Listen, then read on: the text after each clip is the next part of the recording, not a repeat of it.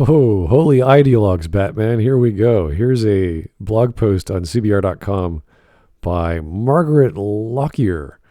Lockyer? The movie 300 is intensely problematic. And by problematic, you can just name all the isms or ists, racist, sexist, you name it. It's just amazing how people interpret this stylized movie of a stylized comic of an exaggerated moment in history where 300 Spartan warriors fight off against the Persian army or the Persian horde. It's important to look back at it, though, for the critically I can barely for the homophobic, racist, and ableist portrayals. Like, oh, I didn't even think about that. Wow. I know what this lady was watching when she was watching a bunch of muscly, strong men with spears and shields fight off against a bunch of invading people. But okay, let's see what she has to say about this.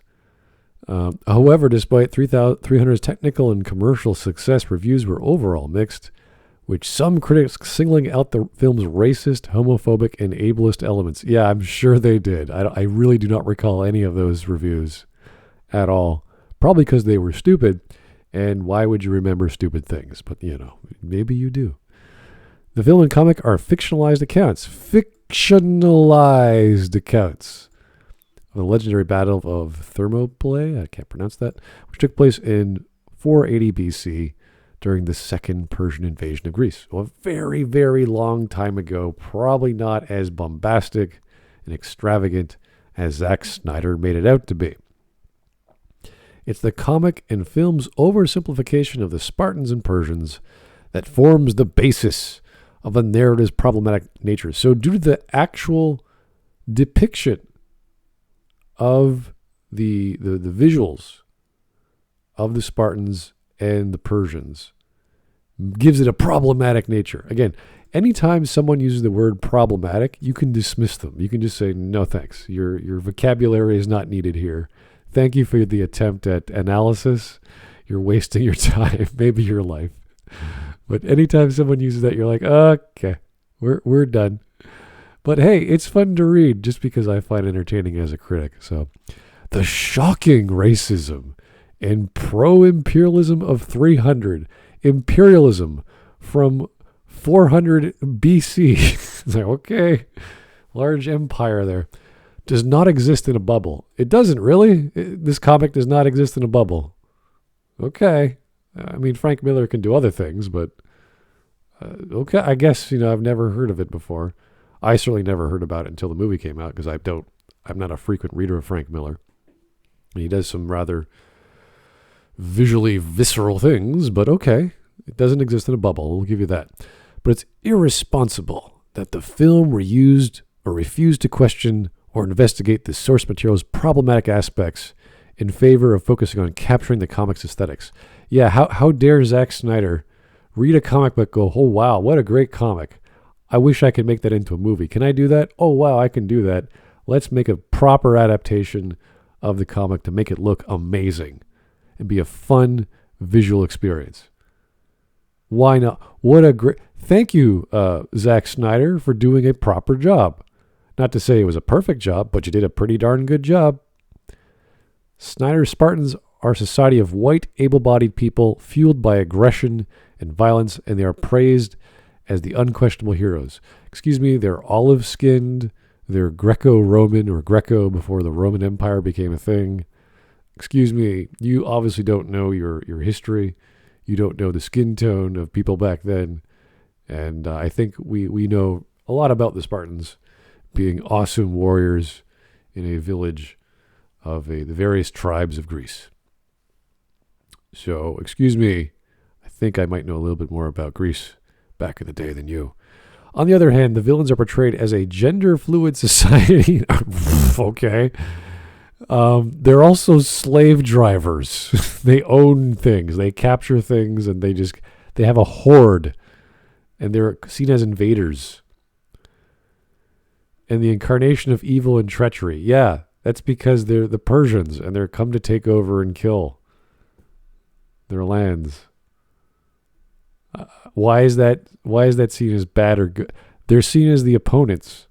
And this guy's like a god king, and he's like, oh, you can't kill me, I'm a god, yada yada. What's wrong with having that element in a story? In a fictionalized retelling of this battle of 300.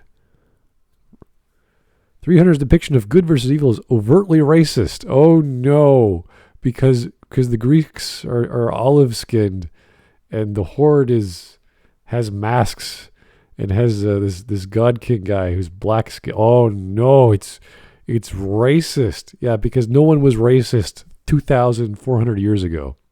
You can never possibly have that on the color palette. You can't do black people, guys. You just can't. Even though the black dude's a king with the ego of a god, you can't. No, it's too racist. Oh, it's bad. These black men, bad. By having white be inherently good, and while people of color are inherently bad. Yeah, that's bad. You can't. the winners of the war, the black people, yeah, they're bad. Okay. It also reinforces the growing untrue notion that foreigners entering a white country are to be feared and attacked. Why can't they just tell a story about a bunch of black slave drivers who are trying to conquer some lands? Because that's kind of what happened. What's wrong with telling that story? I'm not seeing the problem here. If you go into a film and say, oh, this is so racist, well, maybe the problem's with you. Maybe you're the one who's problematic because you can't appreciate a work of art for what it is, which is a bombastic visual extravaganza of a bunch of muscle-clad Greek men fighting off a horde. Why can't it just be a visual extravaganza? Why can't it just be a great movie to watch and munch some popcorn? It's not trying to be anything else. It depicts some elements of Spartan society and a little bit of politics, sure, but not the whole film. Okay? Harmful representation. Oh no! Harmful representation of black men like that can support the false notion that it's right. It could, or it could just be a fun movie. That it's right to fear immigrants. Well, it's right to fear immigrants when they're trying to kill you and take your land. Especially immigrants of color. Okay, so maybe she'd be happy if the immigrants were white. I don't know. Because the white man is here to take your land. Maybe she'd be happier with that. I don't know. It's a good question, though. The film's harmful depiction of race. Yes, it is a harmful depiction of race. People trying to kill you. Promotes the idea that racist ideologies, no it doesn't, just in your brain, which is dumb, like this way are a way to protect a morally superior way of life. I would say defending your homeland from anyone is a morally superior way of life. If you have the capacity to protect your property and your person, that is a good way to act. Whether it's with copper or bronze or iron, swords and spears and shields, or with guns and fists and knives or whatever have you. That's fine.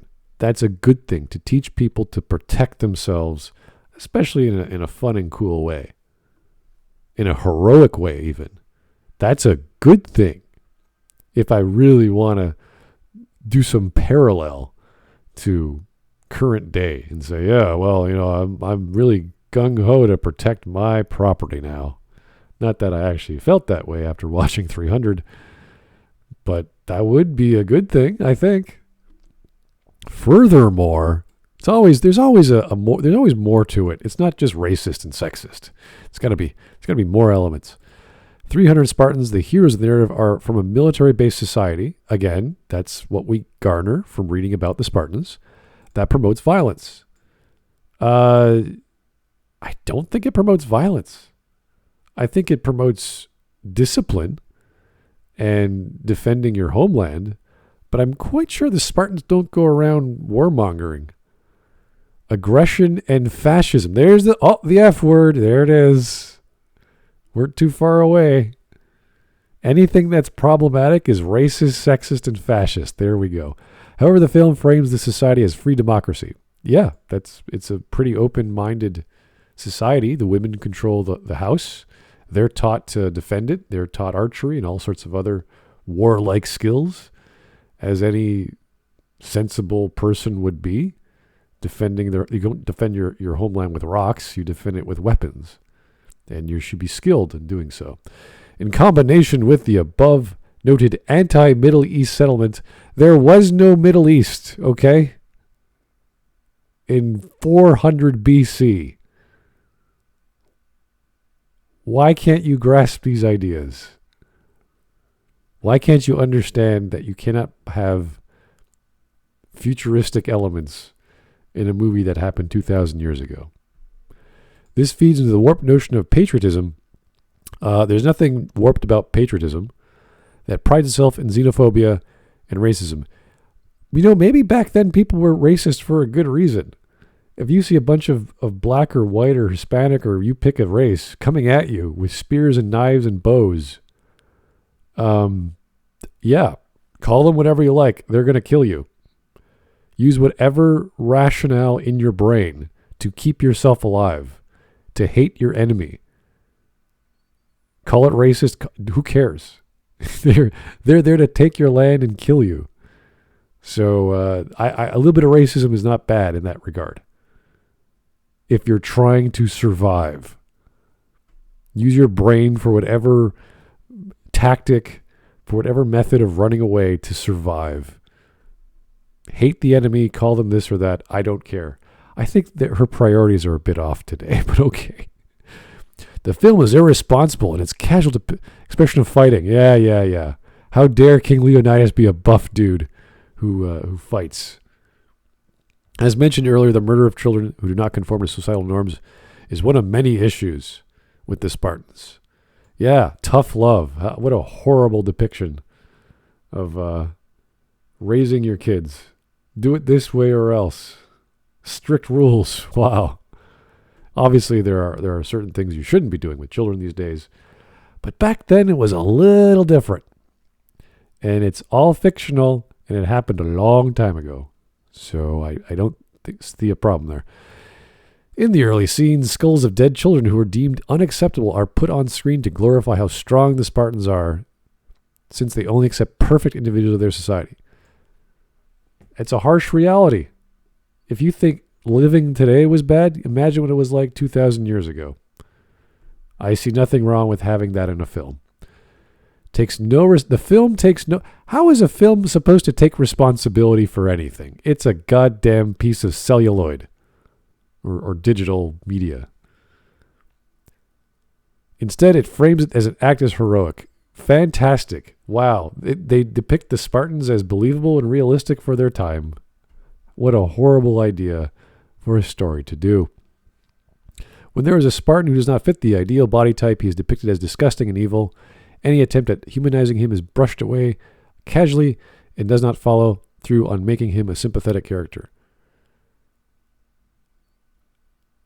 I think that's pretty sympathetic. I don't know. A guy who wants to be a fighter but can't do it, and showcasing why, because of his physical abnormalities.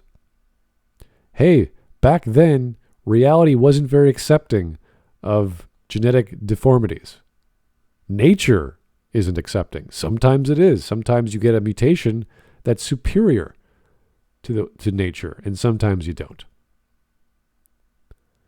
Along with demonizing those with disabled and different bodies, the film is homophobic. Oh my God. And some of the most homophobic images are intentionally incorporated by Snyder, who seems unaware of how problematic this depiction of gender and sexuality is. Snyder does not know how problematic he is. Yeah, I don't think anyone does except for this lady. I've never heard this argument before. One of the biggest instances of this dated of course it's dated. It's 2,000 years old. Shut up. Homophobic representation is when Xerxes offers the Leonidas peace in exchange for submission, which Snyder put in the film to use his words, "What's more scary to a 20-year-old boy than a giant god king who wants to have his way with you?" I would say that is pretty scary. I'm with you, Snyder. Holy crap. Yeah, he wants to have his way with you, take your land, kill all your countrymen. Yeah, that's pretty bad. That's not homophobic. That's holy shit. This guy's crazy. He's my enemy. I'm not going to deal with this crap. I'm going to kill this dude or die trying. That's a pretty good reason to get into a life and death struggle. What's wrong with that? That's a good villain. Holy crap, this guy's pure evil. He's disgusting me. He wants to kill me. He wants to rape me. He wants to take my stuff. I'm not seeing a problem here, whatever your name is. This social justice. Depicting a man as physically more powerful force who threatens violence in exchange for sex. No. He'll probably kill you anyway. It's a lazy trope too often used to hammer home that a male character is a bad guy. Okay, what would he rather do? Cheat at playing chess? Ooh, big scary man, cheat at playing chess. No, he's going to rape you and then probably kill you and take all your land. Perpetuates the problematic stereotype of a predatory gay. He's a god king. He does what he wants. Oh, the LGBT. Oh, let's bring up that community. This is so fun. This is such a stupid blog. I can't believe this person actually was able to do this. 300 may have been a box office hit that could catapult the careers of Snyder and Gerald Butler, but it is problematic. Oh, it's problematic. Oh, no. I wish he made more problematic films just so we could watch them and enjoy them, because this person obviously has problems. Looking back 14 years later, the racism, fascism, ableism, homophobia, transphobia, sexophobia, female phobia, like just pick phobias. They're just everyone's scared. Scary films. Imagine if she actually reviewed a horror film. Oh, it's horror phobia. It's like you're scared of horror films. Intensely problematic as ever. If audience choose to return to 300 with the 4K release, they should be active viewers who critically analyze. You know what? This lady gives critical analysis a bad name. If you use the lens of social justice and put it on anything, everything's problematic. You'll never make anything that could be slightly different. And the rebels of media will be seen as kings. I mean, if you do that, it'll be fantastic for people making basic stories, but it's never going to happen because people are insane, crazy ideologues. A task, unfortunately, not performed by the filmmakers during production. Can you imagine a social justice depiction of 300? You know how boring that would be? How stupid? How historically inaccurate? How visually boring? Like, what a waste of effort. But thank you, Margaret Lockyer, whoever the hell. A degree in English and history with honors in apocalyptic literature. Oh, wow. Bravo. Varsity ice hockey. She also has a diploma in writing for film and television. You know, getting more degrees, you're not learning anything there, Margaret. Can't you actually appreciate the film for what it is instead of criticizing the thing for what it isn't?